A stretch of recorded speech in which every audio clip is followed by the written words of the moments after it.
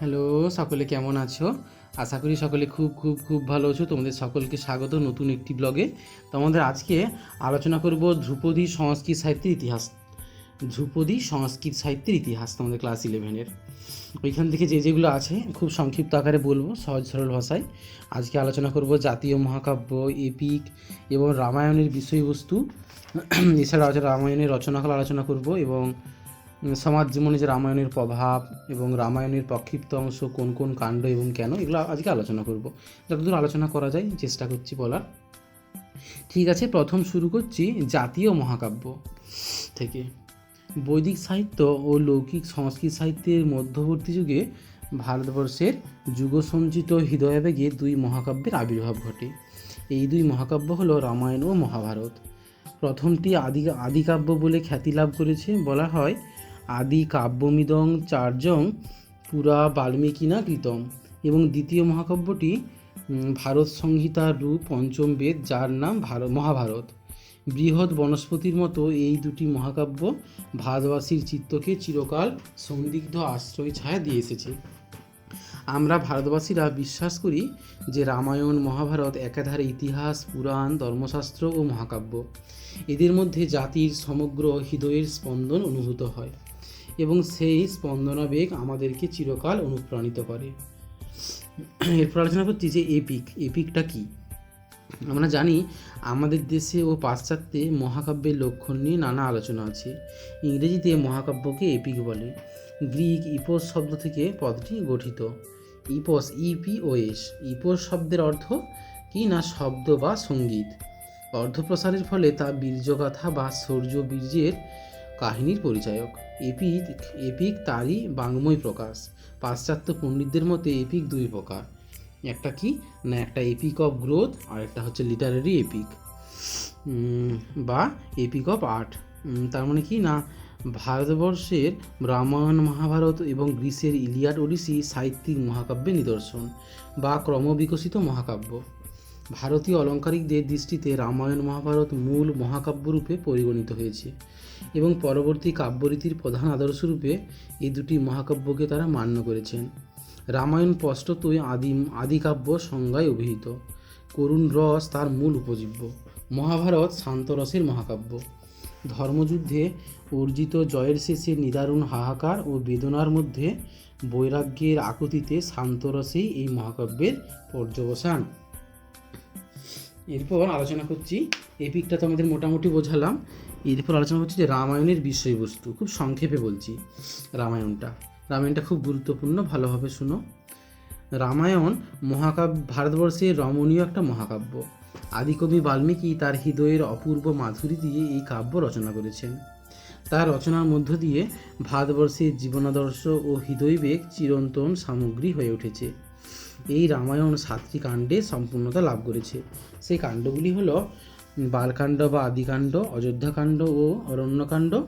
অযোধ্যাকাণ্ড 3 নম্বর, অরণ্যকাণ্ড আর 4 নম্বর হচ্ছে কিষ্কিন্ধাকাণ্ড, 5 নম্বর সুন্দরকাণ্ড, 6 নম্বর হচ্ছে যুদ্ধকাণ্ড বা লঙ্কাকাণ্ড এবং 7 নম্বর হচ্ছে উত্তরকাণ্ড। এই মহাকাব্যের শ্লোক সংখ্যা 24,000, অধ্যায় সংখ্যা 500 এবং সর্গ সংখ্যা 661। নিম্নে এরপর 7টা কাণ্ড তোমাদের বলছি। 7টা কাণ্ডগুলো পরপর প্রথমে বলছি বালকাণ্ড বা আদিকাণ্ড। বালকাণ্ডের মাধ্যমে রামায়ণের সূচনা। এই কাণ্ডে রামায়ণ রচনার ইতিহাস বর্ণিত। এছাড়া রামচন্দ্রের জন্ম, বাল্যকালের বর্ণনা এবং মিথিলার রামচন্দ্রের হরধনুভঙ্গ ও রামের বিবাহ পর্যন্ত ঘটনা বর্ণনার মধ্য দিয়ে এই কাণ্ডটি সমাপ্ত হয়েছে। এরপর অযোধ্যাকাণ্ড। অযোধ্যার রাজা দশরথ। রাজার 3 রানী ছিল, কৌশল্যা, কৈকেয়ী ও সুমিত্রা। প্রধান মহিষী কৌশল্যার গর্ভজাত রাম দশরথের পুত্রদের মধ্যে জ্যেষ্ঠ। স্বভাবত রামচন্দ্রই অযোধ্যার সিংহাসনে প্রধান উত্তরাধিকারী, কিন্তু বিমাতা কৈকেয়ী ষড়যন্ত্রে সিংহাসনের পরিবর্তে 14 বছর বনবাসে কাটাতে হয়। রামচন্দ্রের সঙ্গে বনবাসে যাত্রা করেন তার পত্নী সীতা এবং প্রিয় ভ্রাতা সুমিত্রানন্দন লক্ষ্মণ। এছাড়া ভরতকে মামার বাড়ি থেকে নিয়ে আসা, পুত্র সুখে দশরথের মৃত্যু, রামকে ফিরিয়ে আনার জন্য ভরতের চিত্রকূট পর্বতে যাওয়া এবং রামের পাদুকাকে সিংহাসনে স্থাপন করে ঋষিকল্প ভারতের রাজ্য পালন প্রভৃতি বর্ণনা করা হয়েছে এই কাণ্ডের মধ্যে। এরপর হচ্ছে অরণ্যকাণ্ড। অরণ্যকাণ্ডে রয়েছে দণ্ডকারণ্যে রামের রাক্ষসবধ, লক্ষণের রাবণের বোন শূর্পণখার নাক কান কাটা, প্রতিশোধ গ্রহণের ইচ্ছায় ছদ্মবেশে রাবণ সীতাকে হরণ করে ইত্যাদি ঘটনার মধ্য দিয়ে আলোচ্য কাহিনীটির সমাপ্তি ঘটে। এরপর কিষ্কিন্ধাকাণ্ড। এই কাণ্ডে দেখা যায় রাম দক্ষিণাপথে যাত্রা করে কিষ্কিন্ধায় উপস্থিত হন ও সুগ্রীবের সঙ্গে বন্ধুত্ব স্থাপন করেন। তারপর সুগ্রীবের অগ্রজ বালীকে হত্যা করে রাম সুগ্রীবকে সিংহাসনে অভিষিক্ত করেন এবং সুগ্রীবের আদেশে মহাবীর হনুমান সীতার অন্বেষণে বের হন। সুন্দরকাণ্ড। হনুমান সাগর পার হয়ে লঙ্কার অশোকবনে সীতার দেখা পেয়ে রামের দেওয়া স্মারক চিহ্ন অঙ্গুরীয়টি সীতাকে দেখালেন। হনুমান রাবণকে সীতা ফিরিয়ে দেওয়ার পরামর্শ দিলে রাবণ তা অগ্রাহ্য করলে হনুমান কিষ্কিন্ধায় ফিরে এলেন এবং এই কাণ্ডে লঙ্কার অতি সুন্দর বর্ণনা থাকায় কাণ্ডটির নাম হচ্ছে সুন্দরকাণ্ড। এরপর হচ্ছে যুদ্ধকাণ্ড বা লঙ্কাকাণ্ড। লঙ্কাকাণ্ডে রামায়ণের বর্ণনীয় বিষয়ে চরম পরিণতি। এই কাণ্ডে প্রথমেই রয়েছে সমুদ্রে সেতু বন্ধনের কথা। এরপর রয়েছে রাবণের ভাই বিভীষণের রামের পক্ষে যোগদান, রাক্ষসগণের এবং রাবণ সেনাদের সহযোগিতায় রামের সঙ্গে লঙ্কারাজ রাবণের ভীষণ যুদ্ধ এবং রাবণের সব অংশে নিধন ঘটে। এরপর সীতা উদ্ধার, সীতার অগ্নিপরীক্ষা, সীতাকে নিয়ে রামের অযোধ্যায় প্রত্যাবর্তন ইত্যাদি ঘটনার মধ্য দিয়ে আলোচ্য কাণ্ডটির পরিসমাপ্তি ঘটে। এরপর আছে উত্তরকাণ্ড। এই কাণ্ডে রামের রাজ্য লাভের পরবর্তী ঘটনাগুলির বর্ণনা আছে, যেমন প্রজাদের মনে সীতার চরিত্র সম্পর্কে সংশয় দূর করার জন্য রাম সীতাকে পরিত্যাগ করে। বাল্মীকির আশ্রয়ে সীতা লব কুশ নামে দুই পুত্রের জন্ম দেয়। বাল্মীকির কাছ থেকে লব কুশ রামায়ণ গান শিক্ষা লাভ করে। রামের অশ্বমেধ যজ্ঞশালায় লব কুশ রামায়ণ গান পরিবেশন করতে থাকে। সীতাকে রাজধানী অযোধ্যায় ফিরিয়ে আনেন রামচন্দ্র। আবার অগ্নিপরীক্ষার জন্য রাম নির্দেশ দিলেন, সীতার পাতাল প্রবেশ ঘটে দিলে। এরপর রাম ও অন্যান্য রাজাদের লোকান্তর গমন প্রভৃতি কাহিনীর মধ্য দিয়ে এই কাণ্ডটি সমাপ্ত হয়। এটা হচ্ছে উত্তরকাণ্ড। এরপর তোমাদের আলোচনা করব এরপর আলোচনা করছি রামায়ণের রচনাকাল এবং এই বিষয়ে কি কি মত পরিলক্ষিত হয় সেটা আলোচনা করছি। এরপর দেখো, আশা করি তোমরা উপকৃত হবে। আমরা রামায়ণের রচনাকাল সম্পর্কে কি জানি না, ভারতবর্ষের প্রধান দুই মহাকাব্যের মধ্যে বাল্মীকি রচিত রামায়ণ আয়তনে বিশাল ও বিষয়বৈচিত্র্যে অতুলনীয়। তবে কোনো সুদূর অতীতে রামায়ণ রচিত হয়েছিল তা নির্দিষ্টভাবে নির্ধারণ করা সম্ভব নয়, কারণ রামায়ণ একক গ্রন্থ নয়। বর্তমানে যে আকারে রামায়ণ পাওয়া যায় তার মধ্যে প্রথম ও সপ্তম কাণ্ড যে প্রক্ষিপ্ত তার যথেষ্ট প্রমাণ পাওয়া যায়। এতই মূল অংশের সঙ্গে প্রক্ষিপ্ত অংশের কালের ব্যবধান থাকাই স্বাভাবিক এবং এই সব মিলিয়ে রামায়ণের জন্য কাল নির্ধারণ করা যুক্তিযুক্ত। রামায়ণের ভাষা, রচনাভঙ্গি ও সমাজ ব্যবস্থার পরিপ্রেক্ষিতে অনুমান করা হয় রামায়ণ মহাভারত পরবর্তী হতে পারে। রামায়ণ যদিও এই বিষয়ে পণ্ডিত মহলে যথেষ্ট মতপার্থক্য রয়েছে, তবে রামায়ণের মূল অংশ মহাভারতের অনেক আগেই রচিত হয়েছিল। এর প্রাচীনত্ব প্রমাণ করে বাল্মীকির আদিকবি নামে অভিধা। মহাভারতের অনেক স্থানে রামায়ণের উপাখ্যানগুলি উল্লেখ দেখতে পায়, কিন্তু রামায়ণে মহাভারতের কোনো উল্লেখ পাওয়া যায় না। যতই মতবিরোধ থাকুক না কেন, রামায়ণের রচনাকাল অনুমান করার জন্য সূত্রাকারে কয়েকটি যুক্তির কথা বলা যেতে পারে। কি না, 1 নম্বর হতে পারে যে প্রথম থেকে শেষ পর্যন্ত রামায়ণ রূপক এবং এই রূপকের রাজ্যে ঐতিহাসিক সত্যতা অতি সামান্য, এবং তা হলো এই যে এক সময়ে আর্য সভ্যতা দক্ষিণে প্রসার লাভ করেছিল। 2 নম্বর কি হতে পারে না, রামায়ণে যবন শব্দটি দুবার ব্যবহৃত হয়েছে এবং এটি যে গ্রিকদেরই বুঝিয়েছে তা নিশ্চিত করে বলা যায় না, কিন্তু উত্তর পশ্চিম ভারতে এক সময়ে যত বৈদেশিক জাতি আক্রমণ করে তাদের সকলকেই বুঝিয়েছে। এর থেকে বোঝা যায় যে ভারতবর্ষের গ্রিক আক্রমণের পূর্বে রামায়ণ রচিত হয়েছিল। আর কি হতে পারে না, 3 নম্বর হতে পারে যে খ্রিস্টপূর্ব 4th শতকে পাটলিপুত্র নগরী নির্মিত এবং খ্রিস্টপূর্ব 350 এই বিশাল সাম্রাজ্যের রাজধানীতে পরিণত হয়। এই থেকে অনুমান করা যায় যে পাটলিপুত্র নগরীর প্রতিষ্ঠার পূর্বে রামায়ণ রচিত হয়েছিল। 4 নম্বর কী হতে পারে না, রামায়ণে কৌশলের রাজধানীর নাম অযোধ্যা।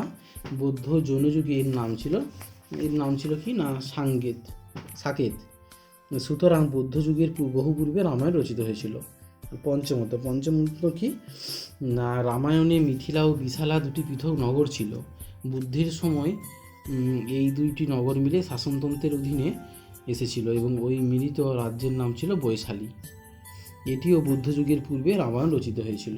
এরপরে 6 কি না, আচার্য পাণিনির পূর্বে রামায়ণের রচনা, যেহেতু পাণিনির ব্যাকরণে আদর্শ নীতি এতে লক্ষিত হতে দেখা যায়। আর 7 কি হতে পারে না, বৌদ্ধ যুগে পালি ভাষাই ছিল জনগণের ভাষা। সংস্কৃত ভাষা তখন আর জনসমাজে প্রচলিত ছিল না, কিন্তু রামায়ণ সরল সংস্কৃত ভাষায় রচিত হয় পণ্ডিতদের অনুমান এবং রামায়ণ রচিত হয়েছিল পালি ভাষা প্রচলিত হওয়ার আগে। আর 8 কি হতে পারে না, রামায়ণের চরিত্রগুলি ঐতিহাসিক নয়। ওয়েবার সাহেব মনে করেন সীতা মূলত আর্যগণের কৃষির রূপক।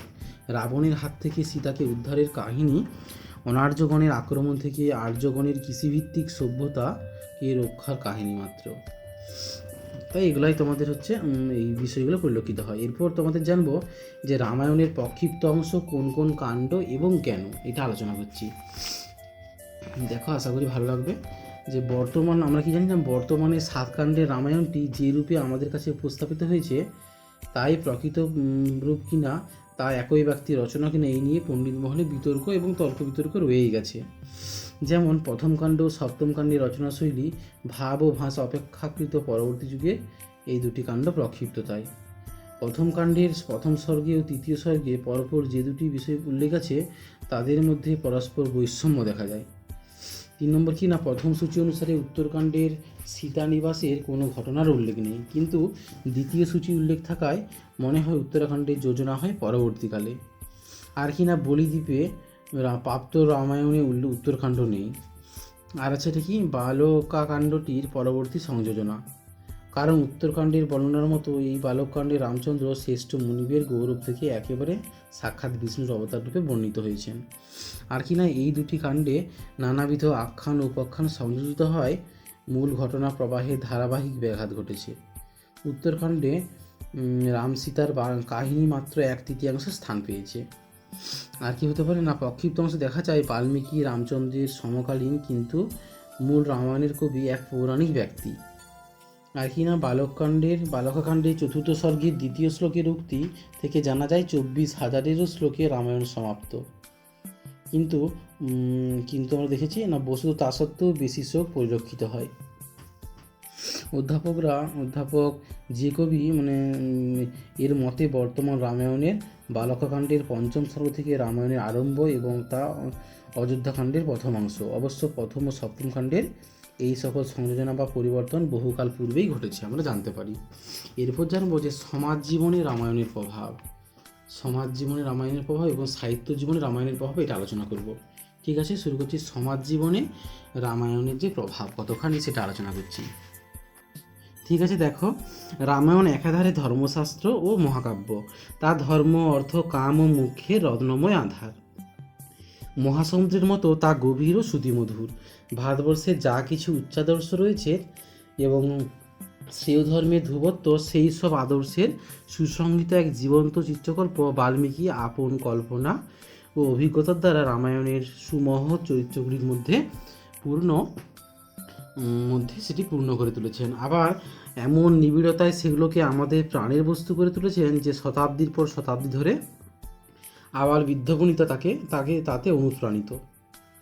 সমাজ জীবন, রাষ্ট্রজীবন ও ধর্মজীবন সব ক্ষেত্রে এর প্রভাব অপরিসীম। স্বধর্ম, কর্তব্যনিষ্ঠা, অসাধারণ বিগ্রহ রামচন্দ্র মানুষের জগতে নিজ রূপে দেবতা রূপে পরিগণিত হয়েছেন। রামের চরিত্রে পিতৃভক্তি, সত্যনিষ্ঠা, সংযম ও ধৈর্য ও পৌরুষতেজ এবং প্রজারঞ্জনের কর্তব্যে ত্যাগের যে মাহাত্ম্য, সবই যেন আমাদের পবিত্রতা ও বিস্ময়ের আবেশে অভিভূত করে। সীতা সতীত্বেও পতিব্রতের মহিমা ভারতবর্ষের রমণীদের নিত্য পবিত্র করে রেখেছে। উত্তর ভারতের লোকমাত্রই রাম রাম বলে পরস্পর মিলন সম্ভাষণ করে। রামায়ণ সর্বত্র ধর্মগ্রন্থরূপে শ্রদ্ধা সহকারে পঠিত এবং পূজিত হয়।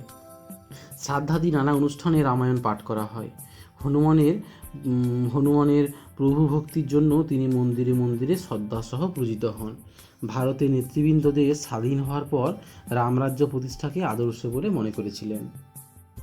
রামরাজ্য বলতে রামায়ণের সেই রাজ্যের কথাই মনে পড়ে যেখানে কল্যাণ ও আনন্দের হিল্লোল বইতে থাকে, শস্য শ্যামলায় পৃথিবী সমৃদ্ধ, দস্যুভীতি তিরোহিত হয়, সেই রাজ্য সকল দেশবাসীর একান্ত কাম্য।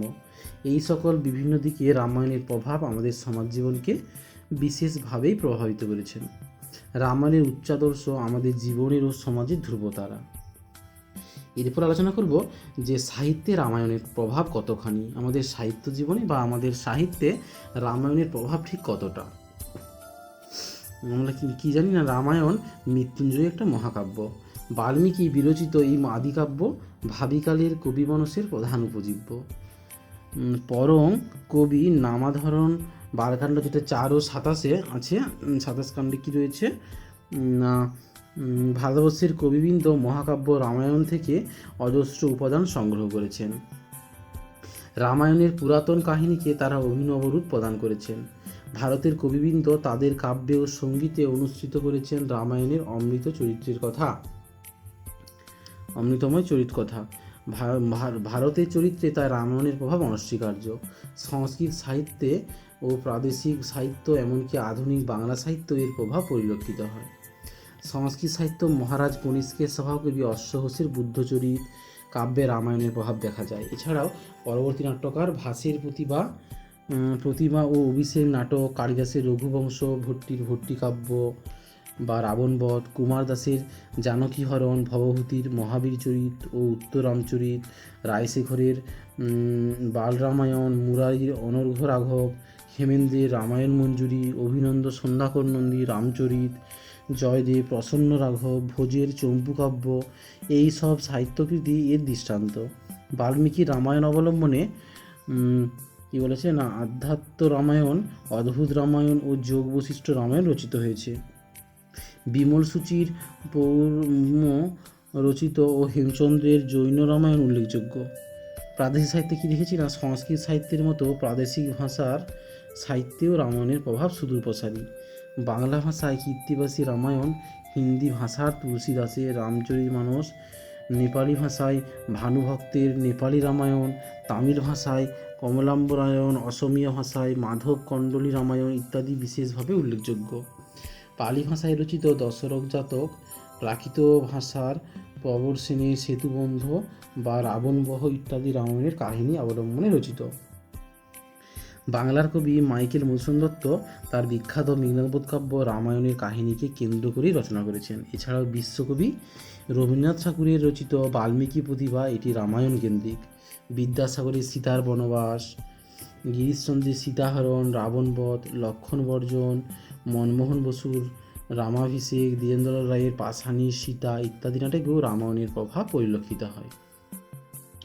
আজও প্রাদেশিক ভাষায় রচিত বহু কাব্য নাটক আধুনিক যুগের পিপাসা মেটাতে যথেষ্ট সক্ষম। আজও যাত্রা নাটকে রামায়ণের কাহিনীর প্রভাব লক্ষ্য করা যায়। রামায়ণের অসীম জনপ্রিয়তা সম্পর্কে ব্রহ্মার ভবিষ্যৎবাণী এখানে কি বলেছিলেন তিনি না, যাবৎ স্থাস্যন্তি গিরয় সরিস্তশ্চ মহিতলে তাবৎ রামায়ণী কথা লোকেষু প্রচরিষ্যতি, আমরা জানতে পারি। এরপর কি জানবো না, রামায়ণ ও মহাভারতের যে পূর্বাপর্য আলোচনা, রামায়ণ এবং মহাভারত পাশাপাশি যে পূর্বাপর্য আলোচনা, এটা আলোচনা করছি, এবার ভালোভাবে শুনো। রামায়ণ ও মহাভারত অলঙ্কার শাস্ত্রের ভাষায় মহাকাব্য। রামায়ণের রচনাকাল নিশ্চিত করে বলা যায় না, কারণ রামায়ণে পূর্ববর্তী নানা প্রক্ষিপ্ত অংশে সংযোজন ঘটেছে, ফলে প্রকৃত রূপের পরিবর্তনও ঘটেছে। তবুও বিভিন্ন পণ্ডিতগণ মনে করেন মূল রামায়ণ, এমনকি প্রক্ষিপ্ত অংশ সমেত রামায়ণের মহাভারতের পূর্ববর্তী। 1 নম্বর কি পয়েন্ট না, ভারতীয় ঐতিহ্য অনুসারে রামায়ণ মহাভারতের পূর্ববর্তী। রাম ও কৃষ্ণ এই দুই বিষ্ণুর অবতারের মধ্যে রাম পূর্ববর্তী, কৌটিল্যের অর্শাস্ত্র এরও ইঙ্গিত পাওয়া যায়। যে কবি সাহেবের মতে রামায়ণের প্রভাবেই মহাভারত কাব্যের ছাঁচে ঢালা হয়েছে, এতএব রামায়ণ মহাভারতেরই পূর্ববর্তী। মহাভারতে যে সমাজচিত্র দেখা যায় তা অপেক্ষাকৃত আদিমকালের এবং অধিকতর ক্ষত্রিয় প্রাধান্যযুক্ত। অন্যদিকে রামায়ণে অপেক্ষাকৃত মার্জিত সভ্যতা চিত্র পাওয়া যায়। আবার কি দেখেছি না, কাব্যশিল্পের দিক দিয়ে বিচার করলে রামায়ণ মহাভারত অপেক্ষা পূর্ববর্তী যুগের রচনা। মহাভারতে রামায়ণ উল্লেখ থাকলেও রামায়ণে কিন্তু মহাভারতের উল্লেখ নেই। এই সমস্যার সমাধানে উইন্টারনিচ সাহেব বলেন, মহাভারতের মূল অংশগুলি রামায়ণের মূল অংশ অপেক্ষা অনেক প্রাচীন, কিন্তু মহাভারতের সংযোজিত অংশগুলি রামায়ণের প্রক্ষিপ্ত অংশ। মহাভারতে মাদ্রির সহমরণের উল্লেখ আছে। মেঘাস্তিনিসের বিবরণ থেকে জানা যায় খ্রিস্টীয় পূর্ব 3য় শতক দেশে সতীদাহ প্রথা প্রচলিত ছিল। রামায়ণে সতীদাহ প্রথার উল্লেখ নেই, অতএব ভারতীয় সমাজে সতীদাহ প্রথা প্রচলিত হওয়ার পূর্বেই রামায়ণ রচিত। আর কি না, রামায়ণে বর্ণিত যে সভ্যতা অড়ানম্বর ও সরলতায় পূর্ণ এবং অরণ্য প্রভাবিত, কিন্তু মহাভারতে বর্ণিত সভ্যতা নগর কেন্দ্রিক ও আড়ম্বরপূর্ণ। অতএব রামায়ণের সভ্যতা মহাভারতের অপেক্ষা অত্যন্ত প্রাচীন, এটা আমরা বলতে পারি। তাই কী জানলাম না, মহাকাব্যের রচনাকাল ও পূর্বাপর্য বিষয়ে বিভিন্ন মতভেদ থাকলেও আজও এই সমস্যার সমাধান হয়নি, এবং তাই আমরা এই সিদ্ধান্তে অনেক পণ্ডিতই গ্রহণ করেনি, কারণ ঐতিহ্যগত সমর্থনের সাথে অধিক যুক্তির সমর্থন রামায়ণের পূর্ববর্তীতারই অনুকূলে আমরা জানতে পারলাম। ঠিক আছে, তোমাদের এই পর্বটা এখানেই শেষ করলাম। তোমাদের পরবর্তী ব্লগে তোমাদের মহাভারতটা আলোচনা করব, মহাভারত নিয়ে। ঠিক আছে, সকলে খুব ভালো থাকবে, সাবধানে থাকবে, এবং এটা 2-4 বার অডিওটা শুনলেই তোমরা লিখতে পারবে এবং যে কোনো কোশ্চেনের উত্তর দিতে পারবে। ঠিক আছে, তোমাদের সকলকে অনেক অনেক ধন্যবাদ। Thank you.